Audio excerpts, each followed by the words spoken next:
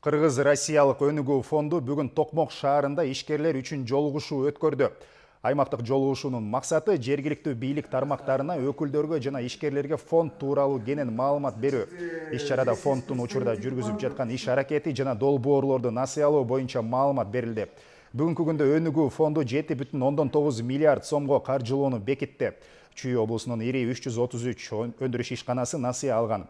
Фонддун башкармалык мүчөлөрү өлкөнүн жалпы экономикасын өнүктүрүү үчүн кандай бизнес долбоорлорду ишке ашыруу керек, экономикалык потенциалды өстүрүү үчүн кайсы тармакка каражат салуу зарыл деген суроолорго жооп айтылды.